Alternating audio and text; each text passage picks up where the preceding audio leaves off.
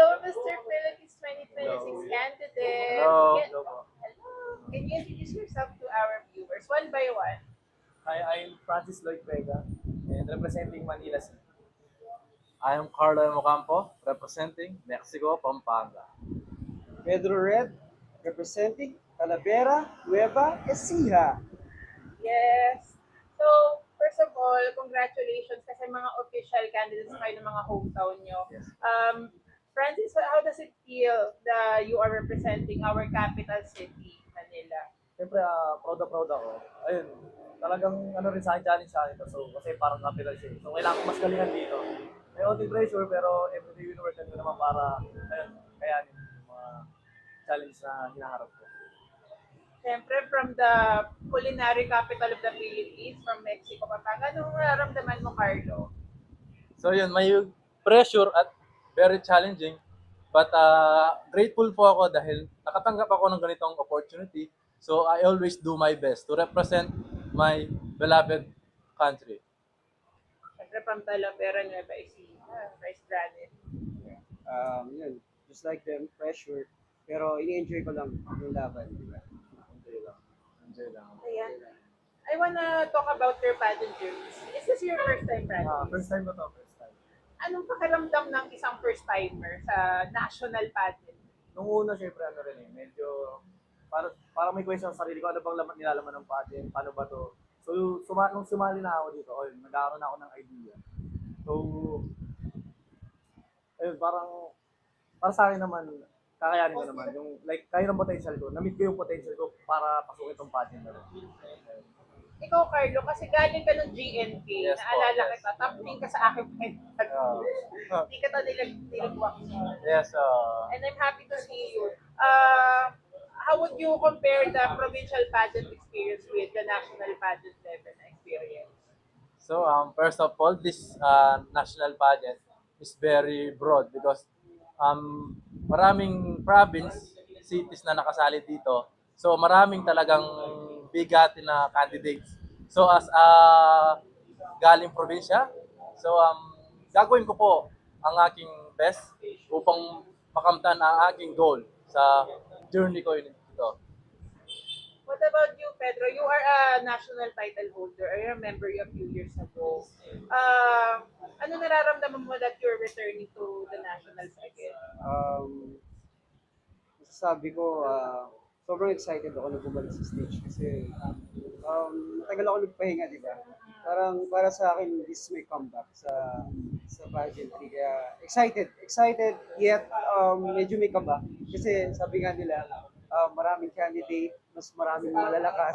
Pero ulitin lang, laban lang. Laban lang, yes, laban. I wanna know yung motivation kung bakit kayo sumali. Francis, bakit ka sumali? Ayun, sumali ako dito para mas ano pa, ma-meet yung potential ko talaga or kung ano pa yung kaya kong gawin. Hindi yung nasa corporate world ka lang. So gusto ko gusto ko lumabas sa comfort zone ko. Ano pa kaya kong gawin. And gusto kong ma-experience kung ano ba kapag naging part ka ng isang malaking pageant, lalo na international. Ayun. And gusto ko ibahagi yung talents ko. What about you, Carlo? Bakit ka sumali? So ayun, sumali ako sa pageant na ito upang i-grab this opportunity to improve my personality. Then always be grateful sa binibigay na suporta at yung mga nagbibigay oras sa mga organizer natin. Nagpapasalamat din ako. Yun po. Ikaw, Pedro, why did you join? I come back on pageantry kasi may gusto pa akong patunayan. I wanted to represent Philippines in international stage. And just like before, gusto ko maka-inspire ng mga kabataang Pilipino na pasukin yung larangan ng ganitong patimpalak. Pedro, I know na nag-screening ka a few weeks ago. So, paano ka na-invite for the screening? Um, Actually, I was invited by Tito Rex. Tito Rex, kilala natin halos lahat sa Tito Rex. Connected sa mga models, pageant teams. He asked me kung gusto kong bumalik ulit sa pageantry. At first, I doubted myself kung kaya ko pa ba. Kasi like, 4 years na lumipas yung last pageant ko, di ba? So, pinag-isipan ko mabuti, of course. Pero nakita ko naman na yung organization is malaki. Nakita ko naman yung support nila sa mga candidate. So, I decided to join again. What about you, Carlo? Sino ang nag-encourage sa'yo na sumali for Mr. Philippines? Yun nga, nakita kong pageant na ito sa social media. Then, nag-top up ako, ang nagsali sa akin si Bern Portrait po, kilala niya. Yun, kami ng Angeles. So, ginrab ko po itong opportunity dahil isa itong national pageant. Then, so I think na nakaka-improve po ito ng confident and personality. Yun po. What about you, Francis? Sino ang nag-encourage sa'yo? Sa akin naman nag-encourage. Nagkaroon kasi kami ng like, dinner, kami ng mga friends ko din. Pagpunta ko sa dinner, andun sila Tito Rex. So, sakto, nung andun na ako, kinoconvince sila ako na mag-join ng Mr. Philippines. So, ako pinag-iisipan ko rin kasi, lalo na I'm not into pageant naman talaga eh. Nasa, ano ako eh, nasa corporate world ako sa ngayon. So, iniisip ko parang pinapakita nila sa akin na may potential ako. So, why not na maniwala sa kanila, o maniwala sa sarili ko na kaya ko to, na kaya ko pasukin itong mundo na to. So, yun, nagkaroon ako ng decision na, sige, try ko yung i-grab yung opportunity na binibigay nila dito rin. At yun nga, gusto ko rin makita ko talagang kakayanin ko at to-inspire others na rin. Ayun.